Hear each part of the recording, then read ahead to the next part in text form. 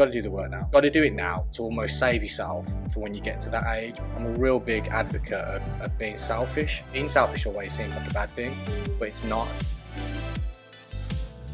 Matthew, hello, welcome to Livewell. Thanks for having me. Very happy to have you on for 20 questions, all things wellness. It's very much what your ethos and vision is all about. So tell us a little bit about you.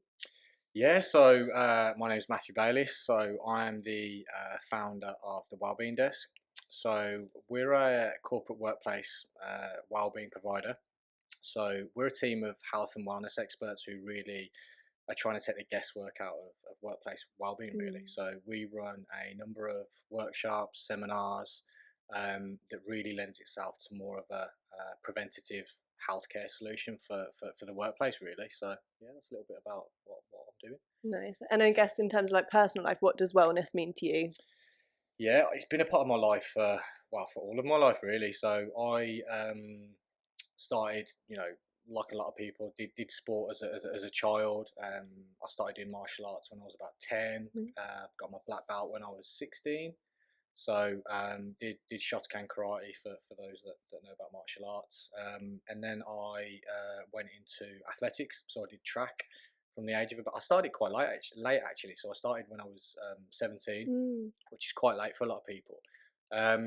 But did fairly well. So I went to national championships, went to the Olympic trials in 2012. Never obviously made the team, but going through the rounds and stuff like that was a big deal.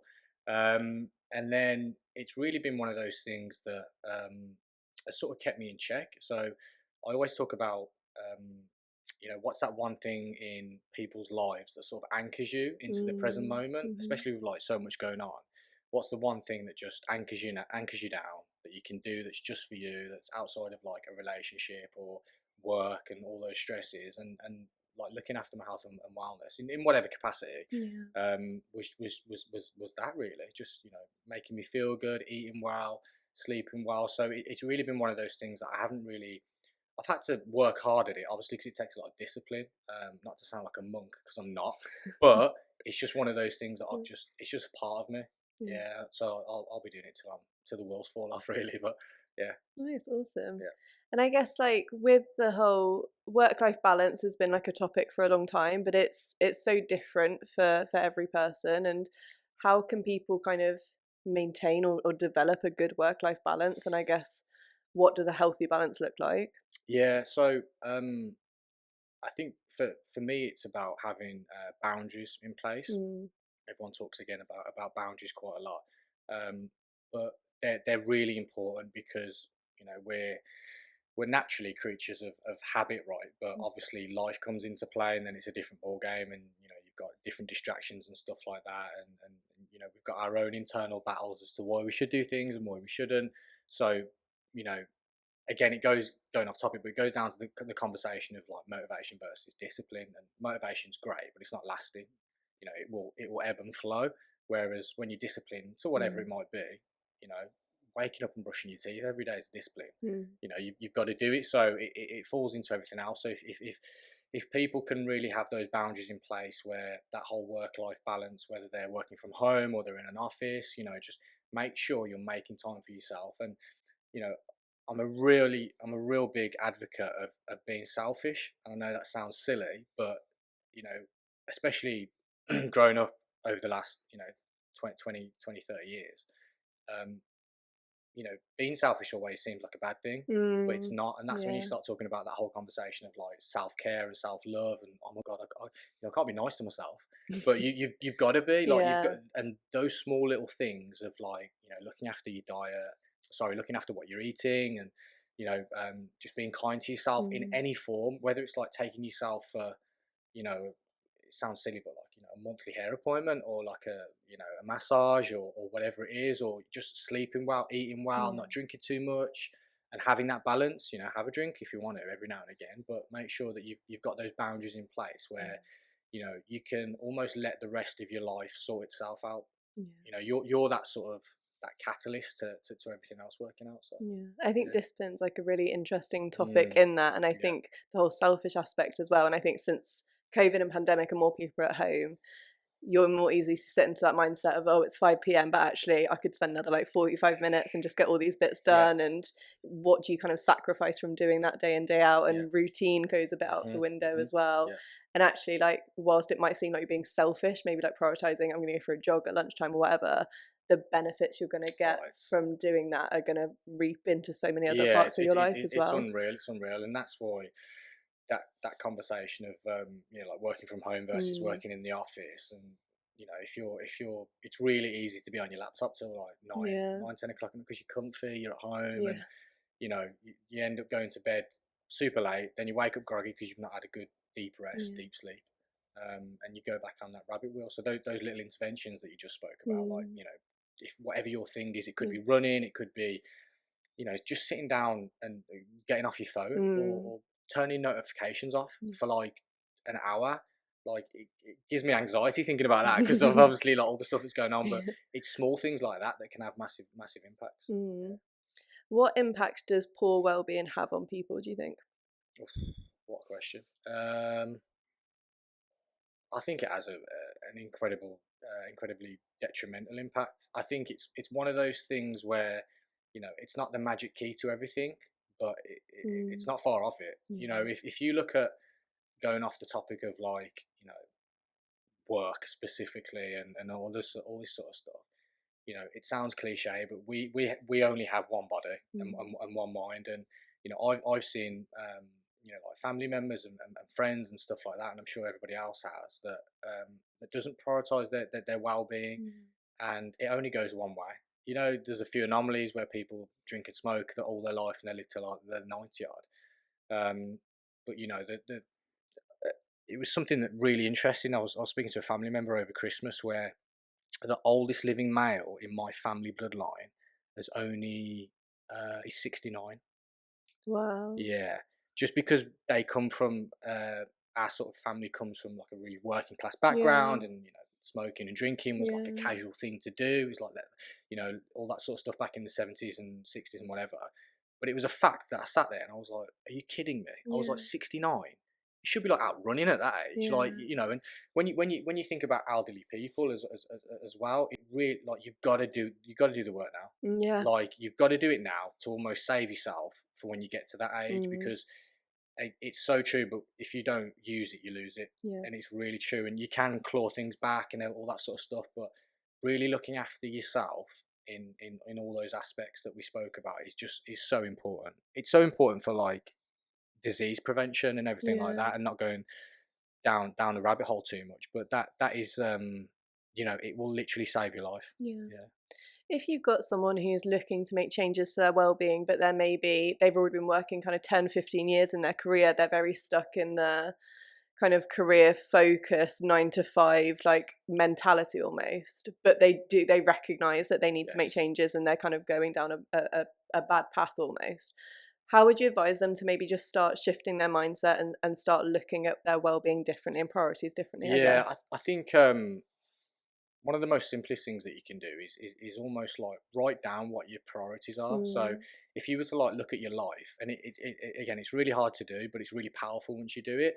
When you're often stuck in that rat race of like, I've got kids to look after, yeah. I've got a job to succeed at, I've got parents to keep happy, or whatever it is. Once you like, it's that sort of like helicopter view. You want to sort of step out of your environment and Mm, think, how can I bucket my life, and what's important to me? And then when you find out what those priorities are, you'll often come back to the same conclusion that you need to do something for you. mm, Where are you struggling? If you find out that you're hardly sleeping, that's probably a good place to start. Literally, or if you notice that you're having takeaways all the time, yeah. or you're eating really bad processed foods, right, let's sort this nutrition out. And it goes back to Mm, that conversation of, I'm not expecting you to go on any sort of crazy diet, but at least just start mm, incremental small changes of, do you know what? Today I'm going to have a bit more of a balanced diet. I'm not going to go and smash a McDonald's mm, after work or whatever it might be. I'm going to drink a bit more water. I'm going to move a little bit more. Those sort of things, they set off like the sort of chemical imbalance that your body's going through from a stress mm, perspective. yeah. And you won't see results in a day. You might not even see results within a week, but sooner or later, your body will catch on. The physiology will start to change. You'll find you're having deeper, more restorative sleep. So it's like a snowball effect really. But that's where I tell people to start sort of like subsection in your life, focus what your priorities are, and then just really do something for you. Mm, And a lot of the time people think that they're doing things for themselves, but they're not really. They're just doing it to mm, like people please. Things like whatever anybody's interest is, whether it's like knitting or yoga, like make time for it. mm, Please make time for it, because it'll affect the rest of your working relationships and your life really. So. mm. And I guess people who are on that path that, kind of they're not prioritizing their Mhm. well-being or not maybe paying attention to it, eventually it leads to burnout, but burnout's one of those things that you don't know you're there until Nope. you're there. Yeah. So I guess, are there signs that people can spot or that people can spot in other people? Yeah. It's like it's like boiling a frog in water. If you just slowly start turning it up, you won't notice, and it'll stay in the pan until obviously it boils. But I think that you know if I was an individual and the, I was trying to look out for signs of burnout, and they're often more prevalent than you actually think. So Mm, like, obviously the obvious ones are like, you're feeling really lethargic all the time, like you can barely keep yourself awake. mm, You're always reaching for like stimulants, whether it's caffeine or alcohol.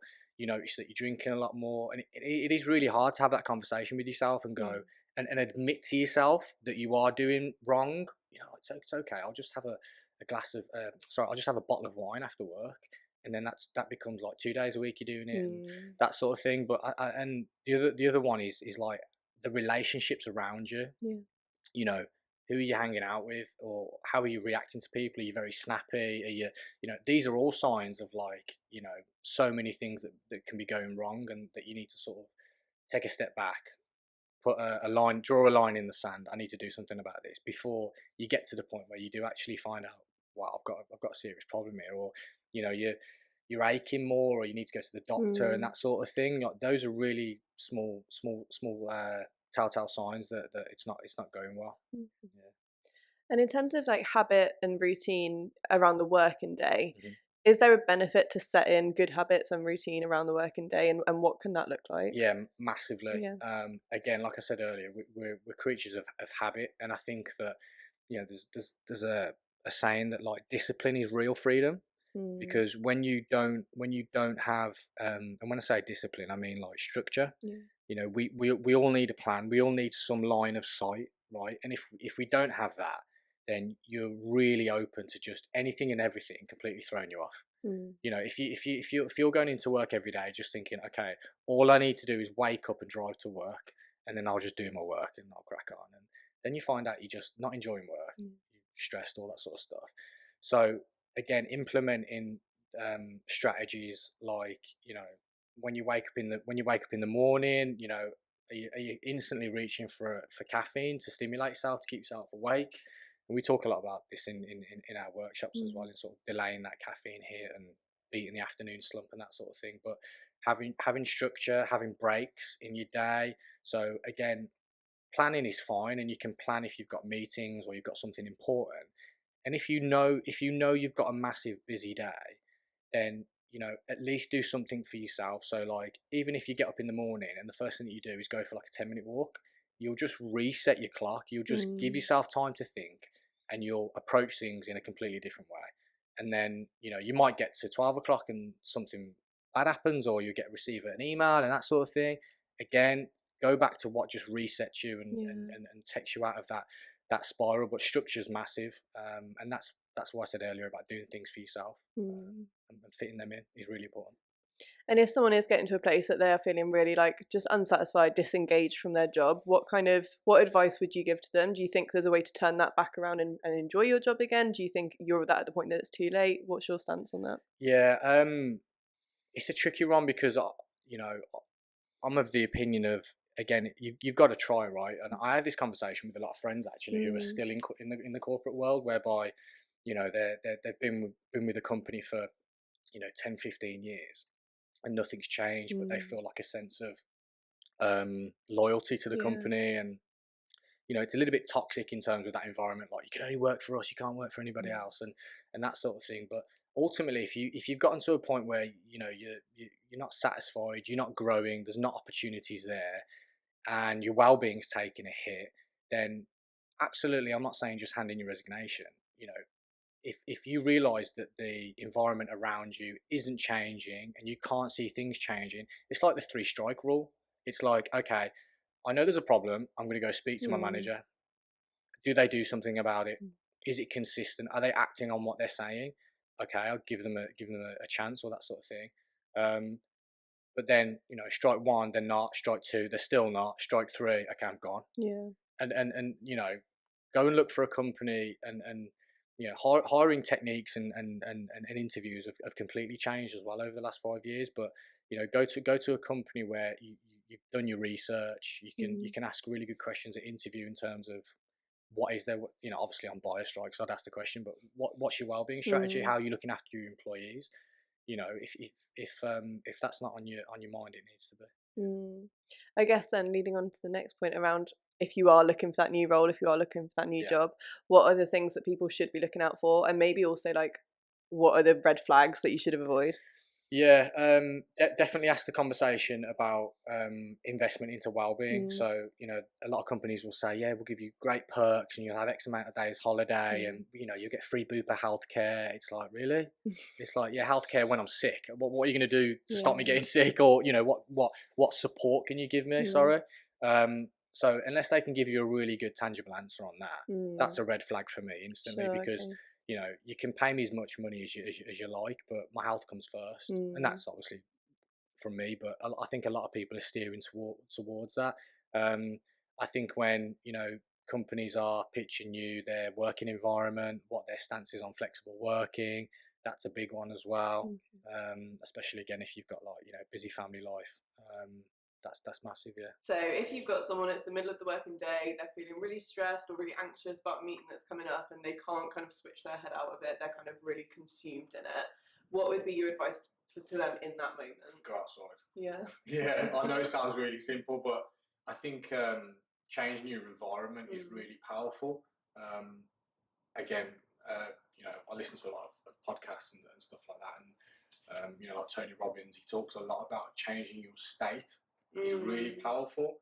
Like I think he does something crazy, like he jumps on a trampoline 10 times before he goes and talks out on stage, and it just increases that adrenaline, that feel good factor, dopamine hit, all that sort of stuff, and he goes bang, and he's out, and he's just a completely changed individual. So there is a lot to do with changing your physiology in a moment, doing something really completely off what you're focusing on or what's stressing you out, that changes that physiology, that changes your mindset, and changes how you approach something. Even just doing like 10 jumping jacks on the spot, just something to really shift your focus and change your physiology. It will help massively. So yeah, that's it. Nice. So I guess moving into wellness as a whole, and I guess the different intricacies that come into it, and I guess sleep and nutrition are a big part of that. How do you think are they linked directly into well-being, would you say? Yes, I think they're really big. I think again, most people struggle with both of them in terms of your sleep and your nutrition, and understanding what to do and also what affects them. When most people go to sleep, they're on their phones all the time, or they're working late, and they're just like, okay, well, if I just close my eyes and go to sleep, it's great. But then it's thinking about what have you eaten before you go to sleep? How many hours have you left it before you've eaten quite a large meal? Because again, when your digestive tract is really active, you're not going to sleep well. Especially if you've had like a high carbohydrate meal, your blood sugars are going to be spiking, so you're going to be more alert, and you don't notice these things unless you're aware of them and unless you're educated on them. So sleep and nutrition, if you can improve them, um, you know nothing's perfect, but if you can improve them and get them to a really good habit and routine and consistency as well, is really key with those things. So, you mentioned a few things there around kind of like sleep and what not to do before going to bed and things like that. What would be kind of your top tips for just getting a better night's sleep? Yeah.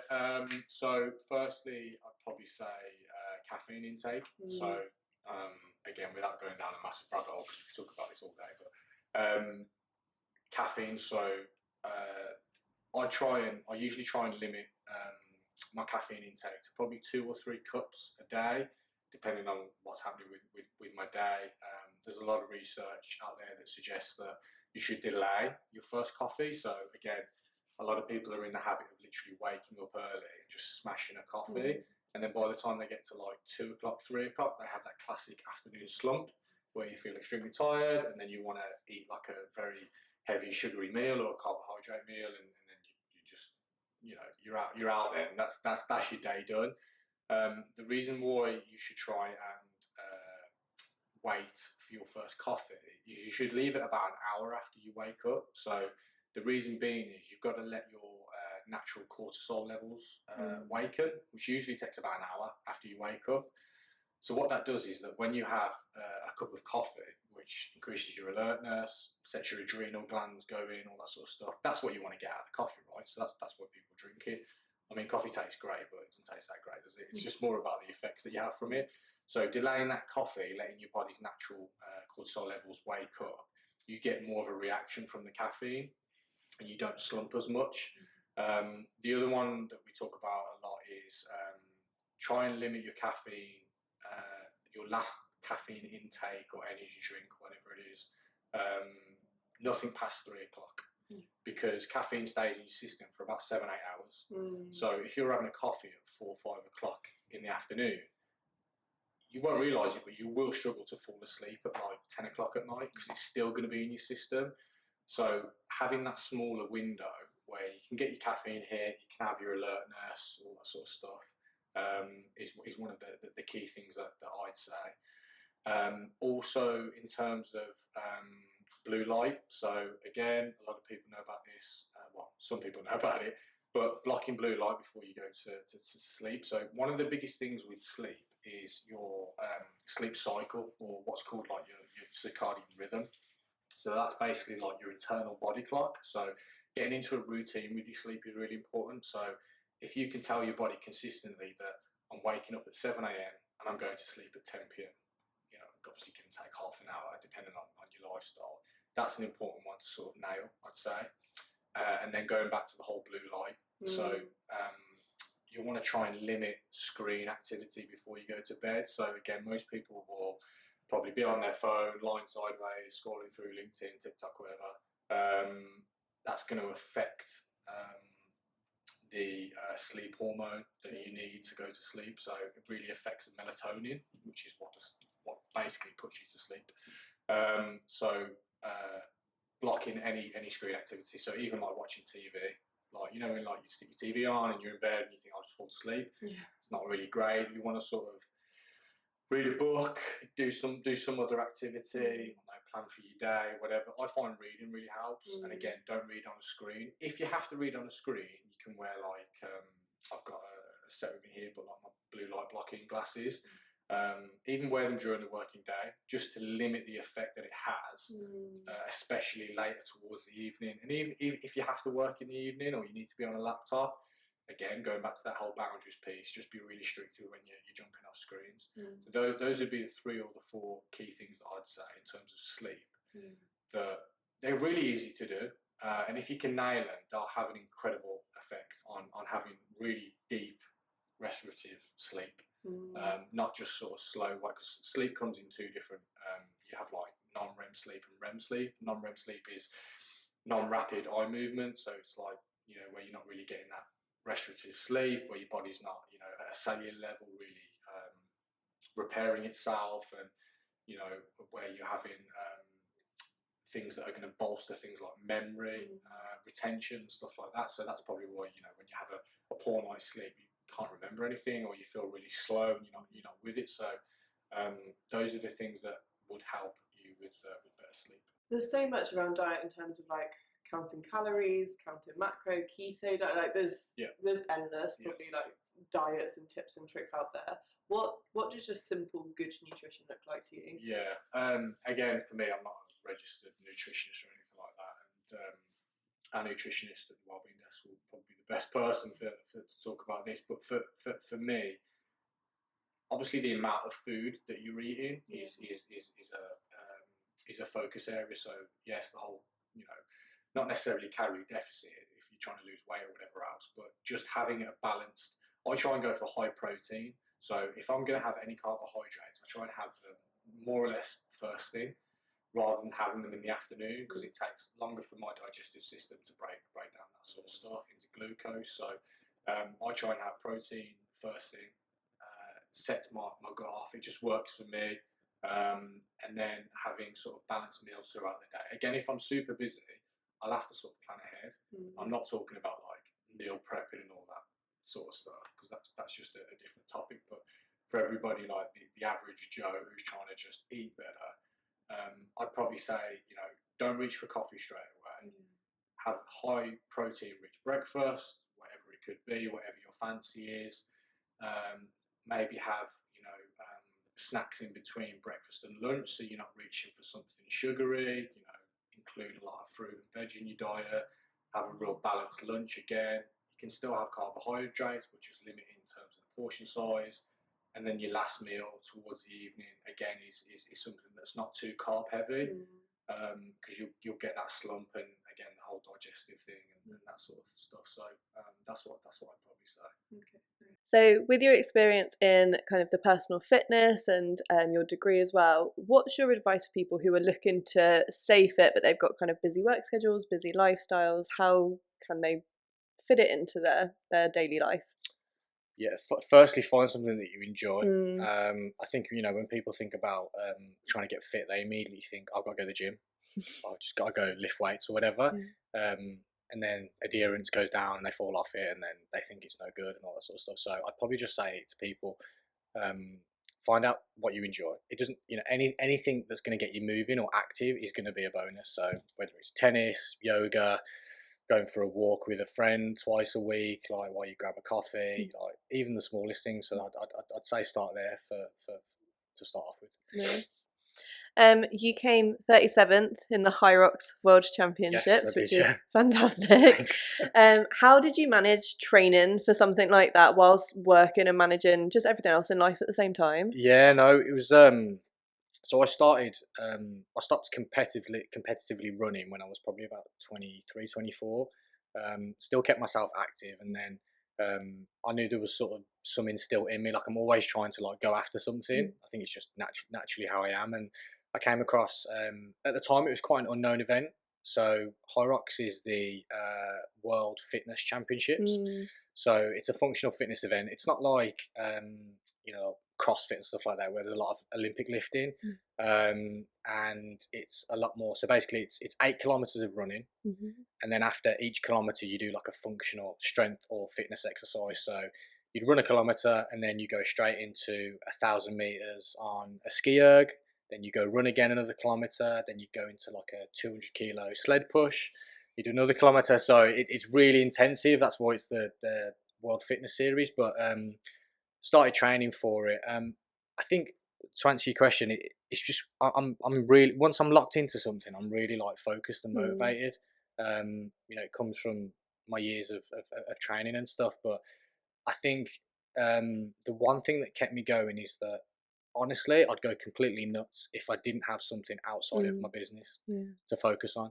And I say this to a lot of people that are close to me, like, it's my release. It sounds silly, but for me, working out and putting myself in a hole, it's my release. I've just got nothing but myself.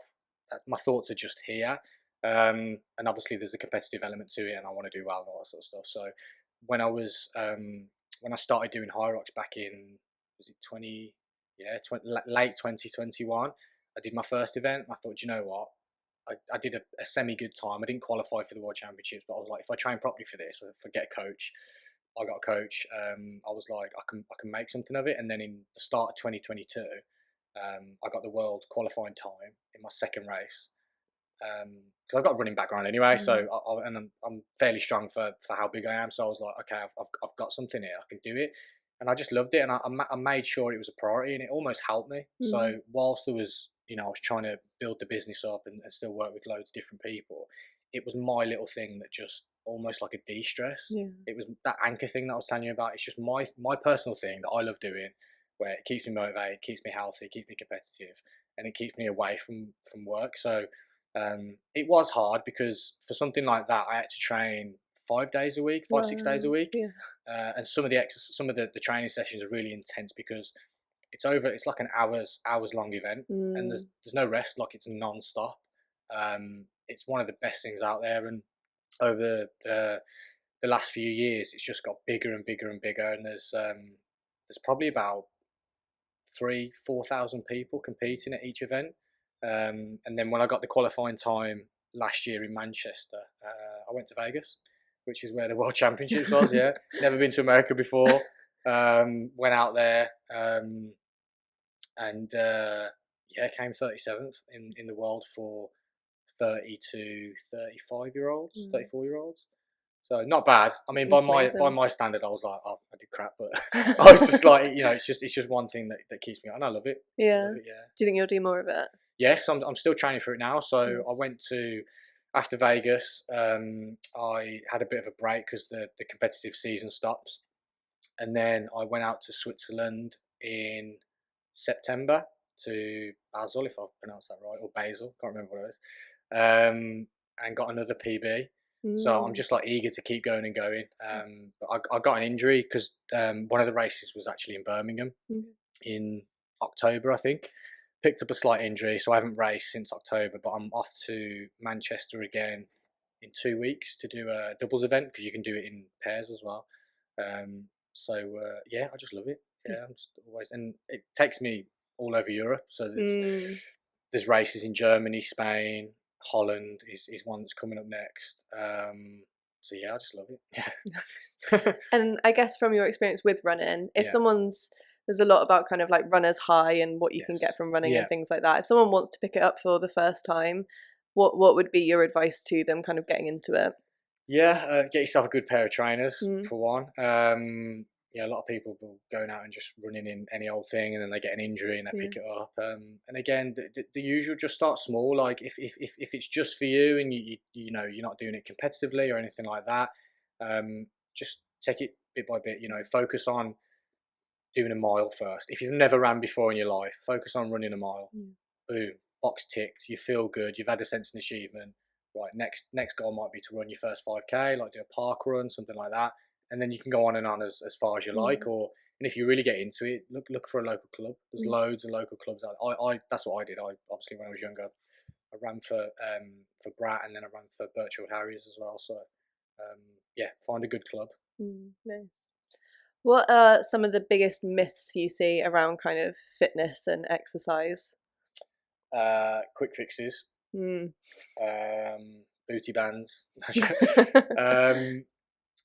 Yeah, just the whole quick fix culture, and that you need to be really restrictive to lose weight. You need to eat chicken and broccoli 3 times a day and not drink any alcohol and not have any sugar. And yes, that works, but if you also want to have a shit life, that's Yeah. what's going to happen as well. You're going to have no social life. You're going to feel, you know, really low in energy.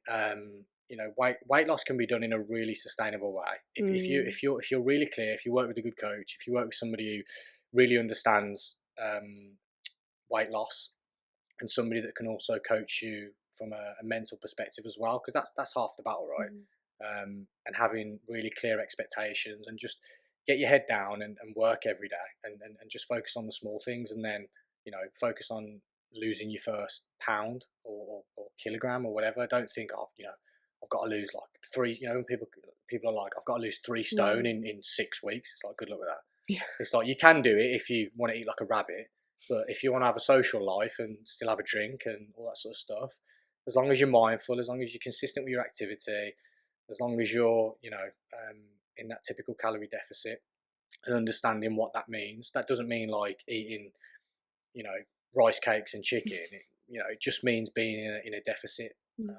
So yeah, that's what I'd say. I guess coming back to what you brought up earlier around kind of like mobility and doing stuff now for the benefits later in Yes. life, and I guess people who are desk based or they're just sat down for a lot of kind of like the working week.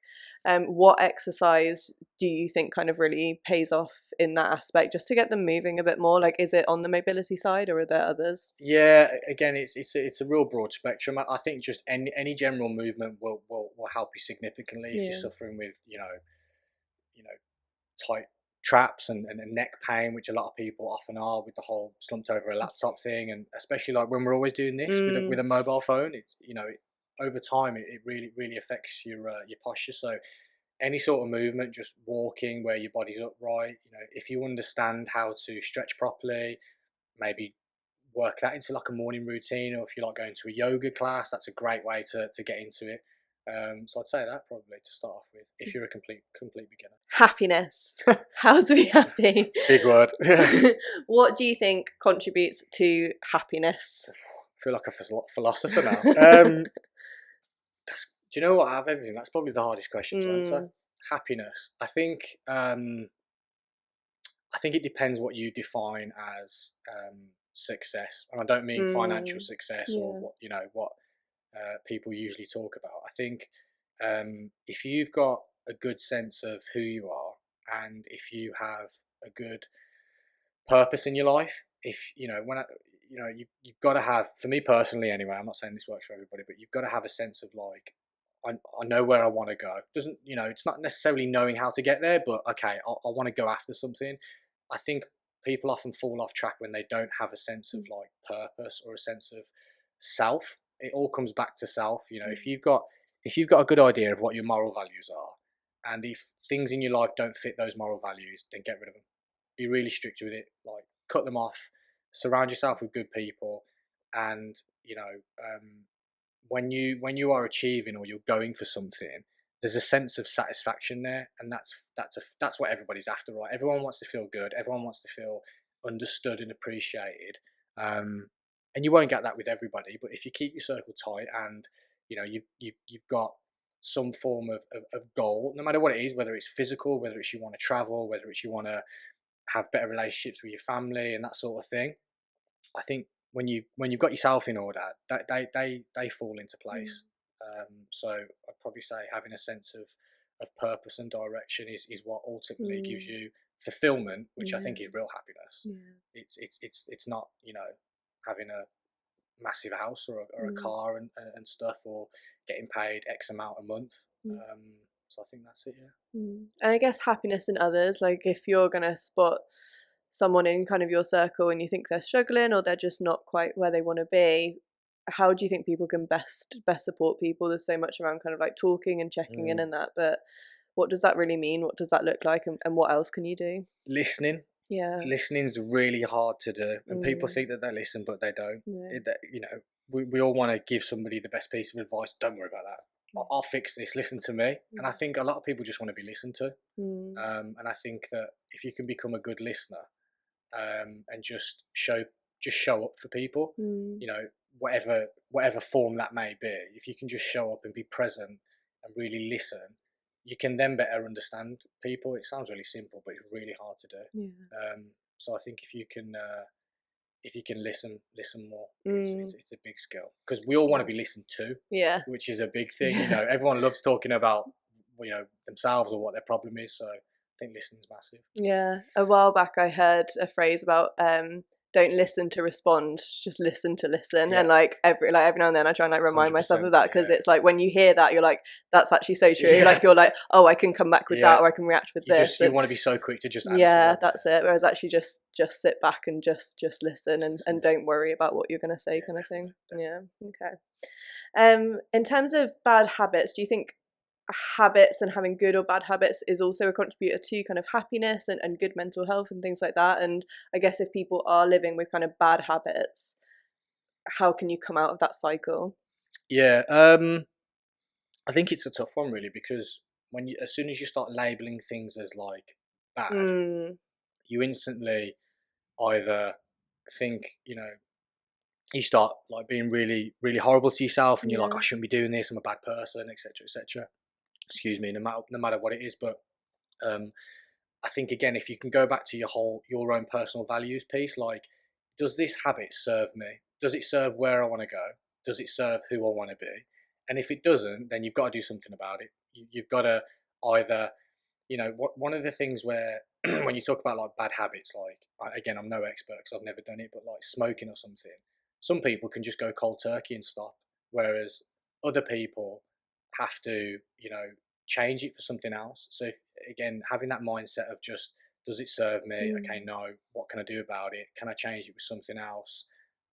Going from smoking to, okay, I'm just going to try and, if I need that fix again, I'm going to go for a walk or I'm going to do whatever. But I think instead of just saying I'm going to stop, it's what else are you going to do that's going to aid you to stop? So like if you start being more active at the gym, as an example, and you're smoking as well, you're soon going to realize that you're going to be struggling at the gym because you're smoking. Yeah. So you'll find the benefits of the gym and you'll think, well, hold on, let's weigh this out. I think I should do more of this. And then slowly but surely you'll start hopefully sacking off the smoking. So it's just things like that I'd say the best things to do with habits. And there's nothing hugely wrong with drinking. Yeah. I think culturally it's a massive thing in terms of like, if you ever speak to somebody and they say, oh, I don't drink, it's like, oh, what's wrong with you? Or like, I can only have a good time if I drink with somebody. Yeah. Oh, why don't you just have a glass? Some people it doesn't serve them, and some people it's a real negative behaviour that they need to just can it off because of how it makes you feel. Some people can deal with it, but I think when you peel back the layers as to why people do, it's either for a social reason, it's because they need to feel more confident. But for me, on the flip side, and of course, I drink, but really rarely. And I've felt the whole social pressure thing as well over the years of like, you say to people, why you're not drinking? It's like you've just, shot someone they loved. It's a weird reaction to something where, don't get me wrong, drinking's great in certain elements and you can have a good time. And if you're the type of person that can have those boundaries to say 3 or 4, I'm done. But sometimes it's the after effects of the anxiety that can come with drinking. You wake up and you're hungover and it takes you a day to recover. And you're like, if being productive is something that makes you happy or being active, you soon start feeling really guilty. And then you associate that with drinking. So then you're like, that is alien. I do not want to do that. And that's the sort of, conversation that you've got to have with yourself. Yeah, I guess as well, is it also about kind of being more like attuned to yourself, and if you've had a really bad week or you're feeling stressed, having a drink probably isn't going to help do it. And actually in those situations recognizing, okay, I'm going to go out, but drinking isn't what I need right now. And again, I know we're talking about individuals, but especially in that working environment, it's like a thing you need to do. And I've been there. It's like Friday drinks, got to do it. And especially if your mood is low and the rest of you is completely off, it's like the worst thing you can do. It's just it's a numbing agent, is what it is. It's just alcohol's a depressant, so it's very easy to fall into those habits, and that's why going back to that conversation of like, okay, does it serve my values? Is it who I want to be? Is it how I want to feel? And it's hard not to do it because we're social animals, and if everyone's drinking, you're like, oh, I'll just have one. But then you'll have another and another, and unless you're really strict with yourself and you have those boundaries, it can be fine, but it can also go the opposite way, and you can become really, really dependent on it. So, Matthew, you've been absolutely brilliant. Thank you so much for doing 20 questions with us. My pleasure.